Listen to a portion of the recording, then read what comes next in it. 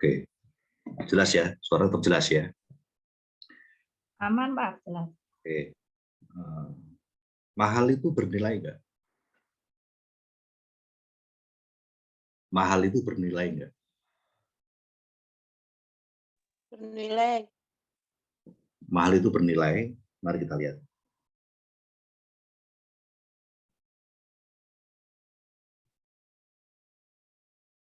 Sebentar, saya selesai. Di sini ada ibu. Dia punya 2 anak. Anto sama Cici. Ya. Nah,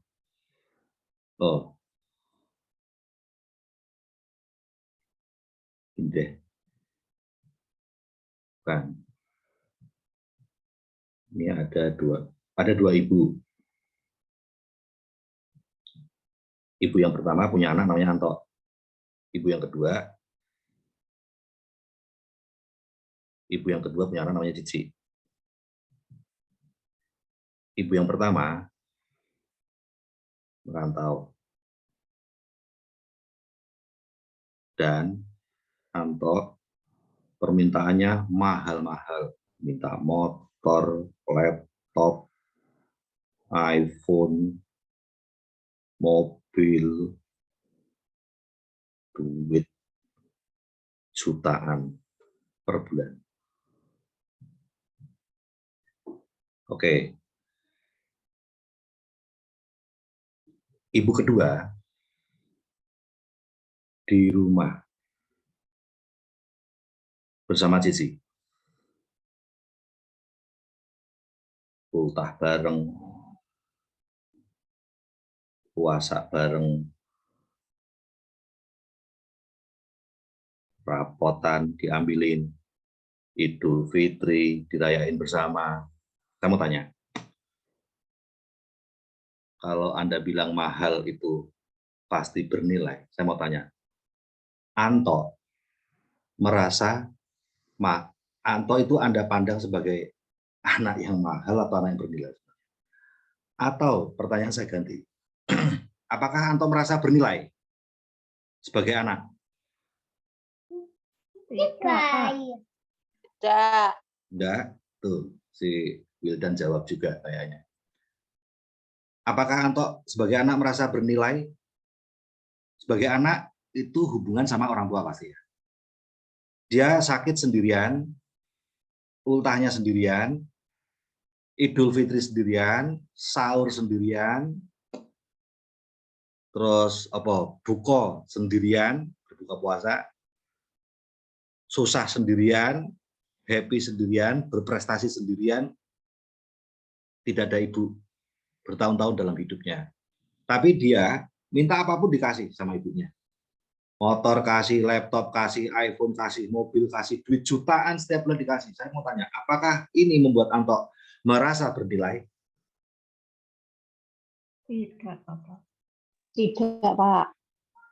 Nah, kalau Anto tidak merasa bernilai, apakah Anda bisa memandang Anto bernilai? Atau Anda bilangnya, ibu satu. Kalau Anto tidak merasa bernilai, apakah si ibu satu ini bisa melihat Anto itu anak bernilai? Atau anak mahal? Anak mahal. Bagaimana? Si ibu satu ini, dia memandang Anto itu anak yang bernilai atau anak mahal? Anak bernilai. Anak bernilai. Bernilai motor. Nilainya senilai motor. Anak mahal. Nilainya senilai laptop. Murah banget berarti ya nilainya ya. Nilainya cuma senilai laptop, cuma senilai motor, cuma senilai iPhone. Murah sekali nilainya.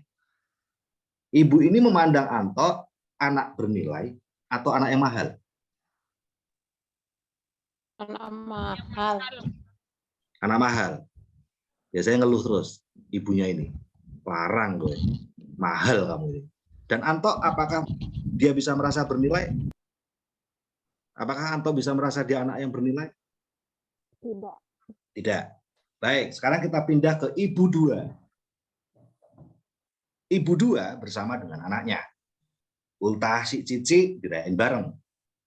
Mereka merayakan bulan Ramadan bersama-sama, puasa bareng, sahur barengan, gitu ya. Ayo berbuka puasa barengan.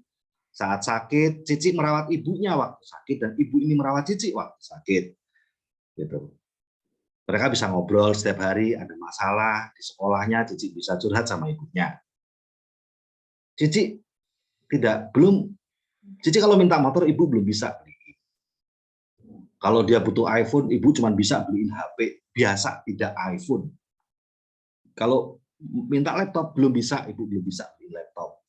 Buru-buru mobil, duit jutaan, oh enggak. Dan Cici enggak minta itu semuanya, karena dia melihat ibunya kerja keras buat dia, dan Cici sudah dapat kasih sayang semuanya dari ibunya.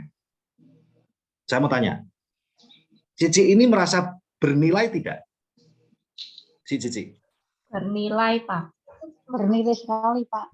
Ya, dalam diri si Cici ya, bukan pandangan orang, tapi dalam diri si Cici, dia merasa menjadi anak yang bernilai atau tidak? Nilai, dapat kasih sayang. Ya, dan Bernilai sekali, sangat berharga. ibunya dan ibu dua ini memandang Cici ini anak mahal atau anak bernilai? Bernilai, Pak. Anak mahal, Pak. Bernilai sekali. Anak bernilai. Si ibu kedua itu memandang Cici itu anak mahal atau anak bernilai? Anak bernilai. Anak bernilai. Kenapa? Ya, si ibu kedua ini memandang Cici sebagai anak bernilai, bukan anak mahal. Kenapa? Karena Cici minta laptop nggak dikasih kok sama ibunya. Ibunya nggak harus jungkir balik beli permintaan Cici. Bisa minta tolong co-host dimutein yang belum dimutein. Bu Kartini dimute aja. Nggak usah saja, langsung dimutein. Nggak usah minta, karena orangnya nggak tahu ya. Ketika Cici minta iPhone, ibu dua nggak langsung ngasih tuh, nggak punya duit.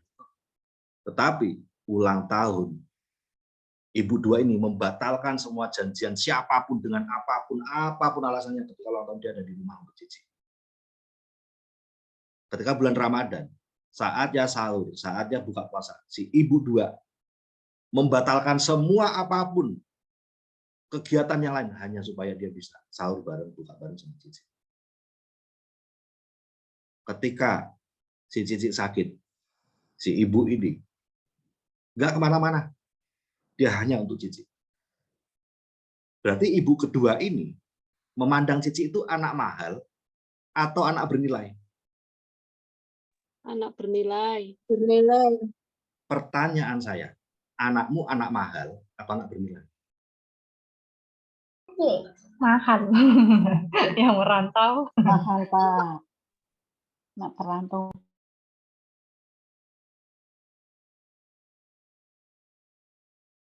Pertanyaan kedua, jika anak tidak merasa bernilai, bisakah dia akan menyayangi orang tuanya? Membalas budi pada orang tuanya?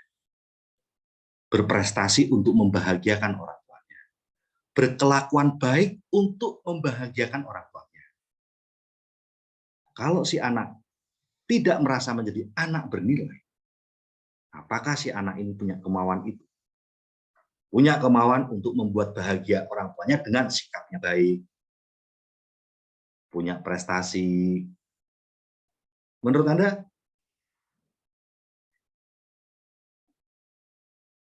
Tidak, Pak. Tidak. Nah, kalau tidak, lalu untuk apa orang tua ini bekerja? Kalau apapun yang dikerjakan si ibu satu ini hanya membuat si Anto ini jadi anak mahal tapi bukan anak bernilai. Hanya membuat si Anto ini berpikir aku tuh tidak bernilai gitu sebenarnya. Kenapa? Karena nilaiku bukan dari harga HP mahal yang dibeliin sama aku. Nilaiku bukan berasal dari laptop pemberian orang tua. Nilaiku ini bukan berasal dari semahal apa kendaraan yang dibelikan sama ibuku, tidak. Nilaiku ini berasal dari seberapa waktu yang diberikan pada orang tuaku, perhatian orang tuaku di hari-hari pentingku. Itu nilaiku.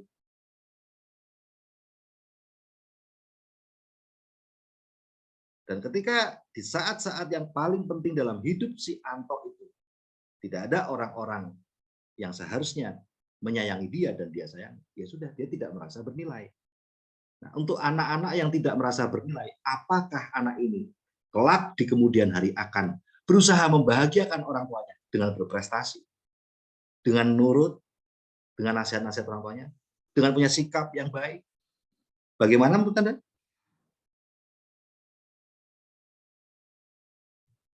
Kalau tidak, Tidak, Pak. apa gunanya si ibu satu ini bekerja? Apa gunanya? Nah, apakah menurut Anda ibu dua tidak bekerja? Apakah menurut teman-teman ibu dua tidak bekerja? Anda keliru. Ibu kedua yang tadi punya anak cicik, ibu kedua yang tadi bisa ultah bareng cicik, Ramadan bareng cicik,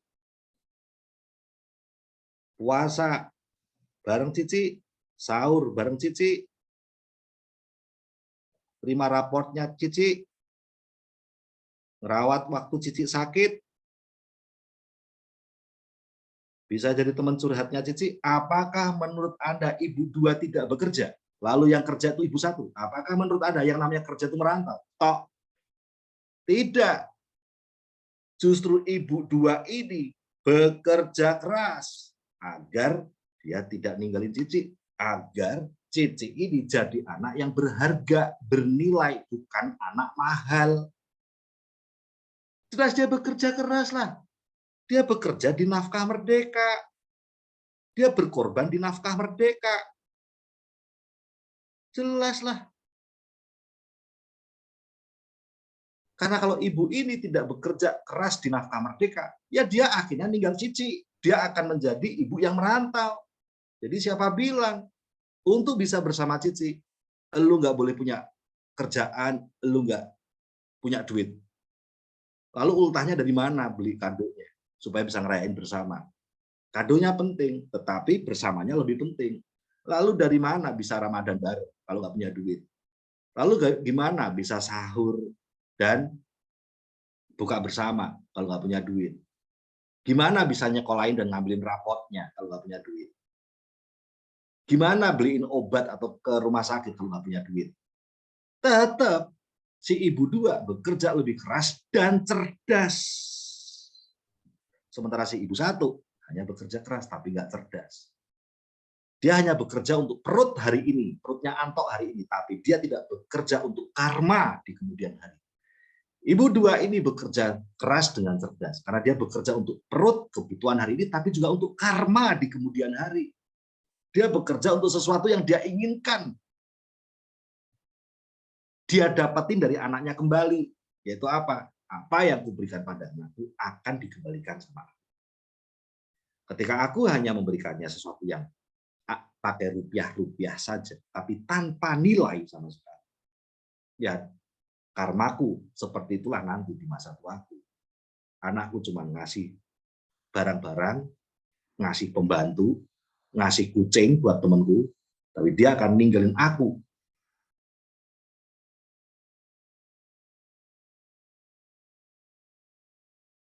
Anda milih yang mana, teman-teman? Anda milih menjadi ibu membesarkan anak mahal atau menjadi ibu membesarkan anak berharga? Milih yang mana? Membesarkan anak yang berharga karena selalu mendampingi, mengasihi, kasih sayang. Kalau Betul. kesah anak tahu. Betul. Saya memilih menjadi orang tua yang membesarkan anak yang berharga, bukan membesarkan anak mahal. Kenapa? Takut sama karmanya. Karena itu pasti terjadi. Nanti saya akan jadi orang tua yang mahal, bukan orang tua yang berharga. Ketika ortu membesarkan anak mahal, tidak berharga, nggak penting ultahnya untuk doa bareng maem bareng, nggak penting rapotannya untuk diambil rapotnya, nggak penting sakit dia harus dijagain, nggak penting dia sedih susah harus curhat sama gue, nggak penting. Yang penting gue bayarin semuanya. Maka karma yang pasti terjadi adalah anak akan merawat ortu mahal. Ini karmanya 100% fix terjadi. Maka anak ini nanti akan seperti itu juga. Orang tua ini nggak berharga, tidak berharga. Orang tua ini hanya orang tua yang mahal. Orang tua ini yang penting dikasih makanan, persis toh, dikasih makanan, dikasih baju, dikasih TV, dibeliin kulkas, toh, dibeliin sapi, dibeliin sawah, sama toh. Tapi di mana anak ini ketika orang tuanya ulang tahun, padahal ulang tahun yang ke-70, sudah sepuh ya, kan pengen banget gitu ya. Ulang tahun dia bersama anak. Nggak ada anaknya. Tapi ngirimin kado loh ya. Dikirimin sarung yang mahal, batik yang mahal. Di mana anak ini ketika orang tuanya buka puasa, sahur. Nggak ada anaknya, tapi dibeliin lauk pauk yang mahal. GoFood. Orang tua ini menjadi orang tua mahal saja, tapi bukan orang tua berharga. Dan jangan mengeluh. Lihatlah sejarah. Sejarah itu kayak fashion. Fashion itu mau muter wae. Dulu celana lonceng, keren di tahun 70-an. Ya, nanti lihat, pasti ada celana lonceng lagi. Fashion itu cuma berulang aja. Sejarah itu seperti itu. Karma itu cuma dibalik aja. Kalau kita sekarang membesarkan anak mahal, kelak kita akan jadi orang tua mahal saja. Namun jika ortu ini membesarkan anak yang berharga, bernilai, maka 100% anak ini nanti akan merawat ortu yang berharga dan bernilai. Jika ortu dari sekarang sudah membesarkan anak yang berharga dan bernilai, maka yang dipikirin waktu ulang tahun pasti bersama dengan anak ini waktu ulang tahun. Yang dipikirin waktu sekolah itu pasti mendampingi dia belajar. Mengambilkan rapotnya, bukan biaya sekolah, tapi mendampinginya dulu nomor satu yang dipikirin. Waktu anak ini menikah, bukan mikirin berapa ongkos pernikahan, tapi mikirin pernikahanmu pengen seperti apa, terus nanti ibu bisa bantu apa, terus nanti apa yang bisa kita lakukan. Pokoknya mendampingi mikir, mendampingi ngobrol bareng, pikir. Gitu. Ketika bulan Ramadan, ortu ini mendampingi anaknya, ayo sahur bareng, ayo buka bersama. Bukan kirim duit, karena anak ini bukan anak mahal, ini anak berharga dan bernilai. Maka 100% karma yang akan terjadi adalah anak ini memandang orang tuanya berharga dan bernilai. Pertanyaan saya, apakah terus orang tuanya nggak kerja? Berarti terus coba neng omah wae gitu, supaya saya bisa mendampingi anak saya ulang tahun, supaya saya bisa mendampingi anak saya sekolah, mendampingi anak saya belajar, supaya saya bisa mendampingi anak saya nanti terima raport. Ya kalau nggak kerja nggak punya duit, dia tetap ninggal anak lagi, nggak mungkin mendampingi. Nah,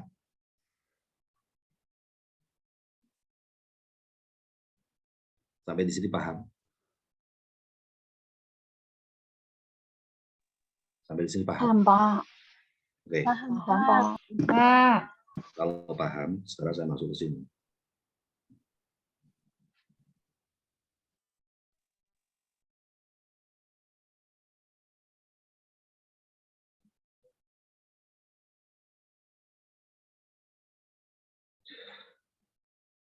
Ini adalah perjuangan untuk ibu-ibu yang kelak akan menjadi ibu yang berharga di mata anaknya. Bukan ibu mahal. Tapi sekarang ibu inilah yang harus lebih dulu memperjuangkan hal ini agar anaknya itu bisa jadi anak berharga, bukan anak mahal. Kenapa? Karena ini adalah perjuangan nafkah merdeka. Kalau Anda nggak butuh nafkah merdeka, Anda cukup punya anak-anak mahal yang tidak berharga bagi Anda, karena nggak berharga, ultahnya nggak berharga kok. Anda nggak harus di sana, gitu ya. Ya sudah, nggak perlu ini, nggak perlu. Tetapi jika Anda sekarang bisa memandang anak-anakku ini anak yang berharga, karena aku takut nanti cuma dianggap ibu yang mahal. Aku ingin juga jadi orang tua yang berharga nanti. Ya sudah, inilah perjuanganmu. Nah, kalau Anda GTR aja nggak bisa, kalau Anda GTR aja nggak mau, bukan nggak bisa sih, nggak mau. Ya, di mana syaratnya cuma bonus perkembangan dengan berbagai alasan macam-macam. Apa yang ditakutkan? Jika Anda untuk memperjuangkan GTR di minggu kedua atau minggu 1 ya, ini masih M1, di minggu 1 atau minggu 2, Anda tidak mau memperjuangkan dengan alasan apapun, terutama duit. Aku lagi bayar utang, Pak, aku lagi stres. Apa yang Anda takutkan harusnya? Seharusnya apa yang Anda takutkan kalau Anda tidak mau memperjuangkan itu? Seharusnya yang Anda takutkan adalah Anda nanti akan jadi orang tua yang cuma mahal. Anda cuma jadi orang tua yang cuma mahal.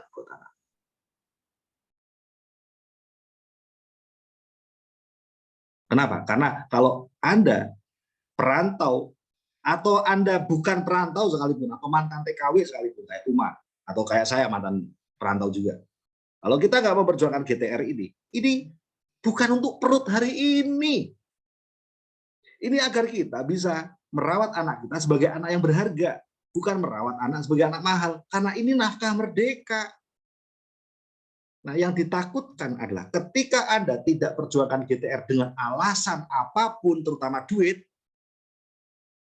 maka berarti Anda tidak memperjuangkan nafkah merdeka. Anda tidak memperjuangkan untuk merawat anakmu sebagai anak berharga bersama dia lagi, tapi tetap punya uang, tetap punya nafkah. Anda nggak memperjuangkan itu, artinya Anda sedang membangun sebuah karma di mana nantinya Anda akan jadi orang tua mahal bagi anakmu, tapi nggak berharga.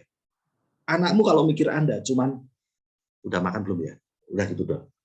Anakmu cuman kalau mikirin Anda itu cuman mikirin listriknya udah dibayar belum ya, udah itu aja. Maukah Anda di masa tuamu akan seperti itu? Apakah Anda pikir Anda bahagia kalau Anda bisa makan, listrik beres, tapi Anda dicuekin anakmu? Bukankah Anda sudah merasakannya sekarang, dicuekin anakmu, tapi itu nanti terjadinya di Indonesia, sama saja.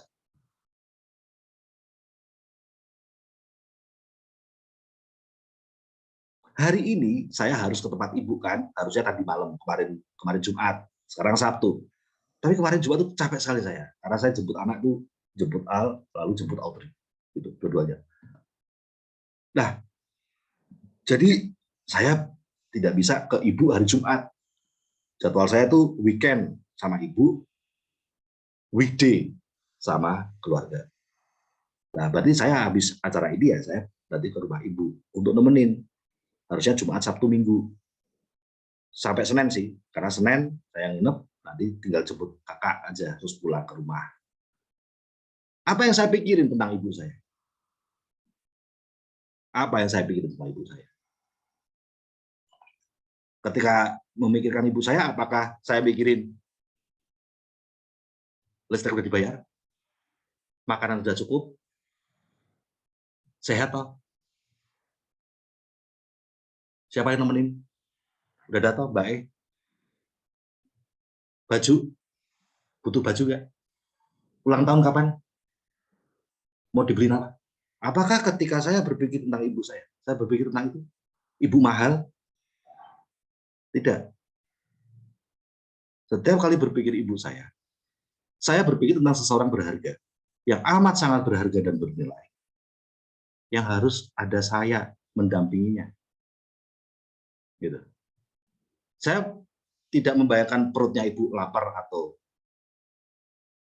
kenyang, Saya membayangkan ibu saya yang nemenin siapa? Saya harus di sana. Itu ibu mahal atau ibu bernilai namanya? Kalau kayak gitu. Bernilai, Kak. Itu bernilai. Kenapa ibuku sekarang kurawat sebagai ibu yang bernilai? Kenapa ibu saya rawat sebagai ibu yang berharga? Karma. Ibu saya menuai karma. Tapi karma yang bagus sekali. Karena ibu saya dulu merawat kami anak-anaknya sebagai anak yang bernilai, bukan anak mahal. Ibu saya kerja keras, mati-matian agar tidak meninggal anak, agar punya nafkah merdeka. Dan ibu saya sekarang menerima karmanya. Saya punya cita-cita, impian. Salah satunya adalah, nanti kalau aku tua kayak ibuku lah pokoknya. Yo kesehatannya, yo kebahagiaannya, ya mendapatkan perlakuan dari anak, cucu, dan mantunya, koyo ibuku lah. Bahagia sekali lihat masa tua seperti itu. Tapi saya tahu, itu semua cuma karma kok. Karma dari apa yang ibu berikan pada anaknya. Saat dulu dia masih muda. Saat dulu dia masih seusia saya hari ini. Seusia Anda hari ini. Kalau orang sudah GTR, dia dapat tiket emas untuk Lanjut royal. lanjut ke royal. Nah, kalau sudah GTR, dia itu omsetnya, ya omsetnya kalau udah GTR itu separuhnya CP, betul nggak? Betul nggak? Betul. Gitu. GTR itu kan minimal omsetnya ada 1.300, betul nggak? Nah, CP itu kan omsetnya 3.000. Berarti kan ini tinggal tambah 1.700 lagi udah CP, betul nggak? Betul. Jadi GTR itu separuh CP. Ya, dari GTR ini untuk dia udah selamatin dulu tiket emas menuju royal, dan dia setengah jalan lagi udah CP. Karena royal itu syaratnya harus CP. Nggak bisa royal kok nggak CP. Gitu. Bahkan ketika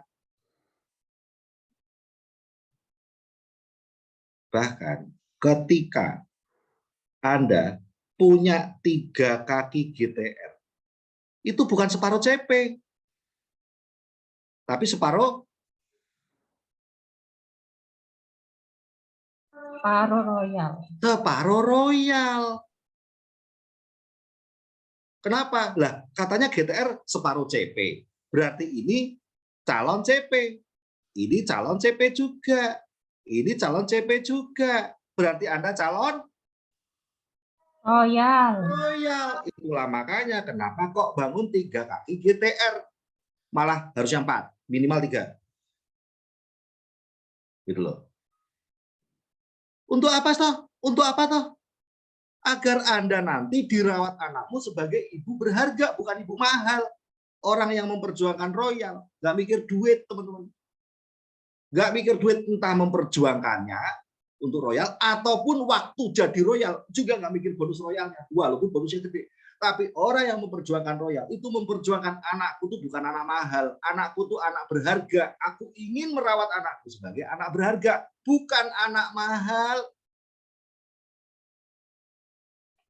Sekalipun sekarang aku punya hutang banyak, sekalipun aku sekarang harus nyicil utang ke sana kemari, sekalipun aku sekarang lagi ada beban untuk biaya itu, biaya ini, biaya itu, tetapi anakku anak berharga. Aku perjuangkan GTR, aku perjuangkan 4 kaki GTR, aku perjuangkan CP dan royal. Bukan untuk urusan duit, ben utangku beres. Bukan untuk urusan perutku hari ini dan anakku hari ini. Tetapi karena aku ingin merawat anakku. Sebab anakku anak berharga, bukan anak mahal. Karena aku sedang menabur karma. Karena aku pengen nanti jadi orang tua yang berharga, bukan orang tua mahal di mata anak.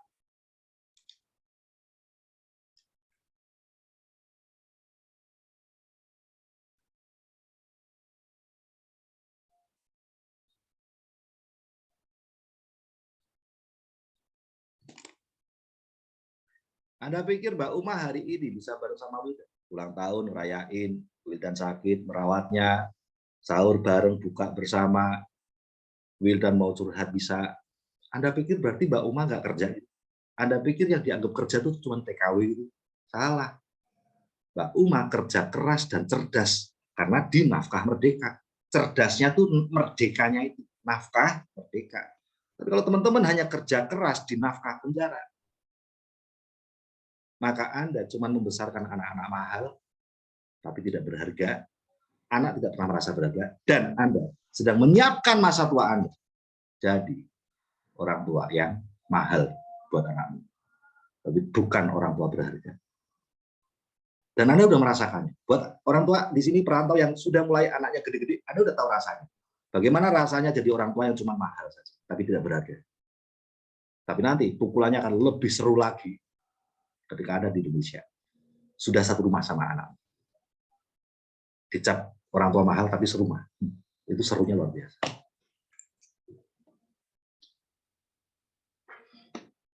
Begitu dan saya, semoga bermanfaat ya.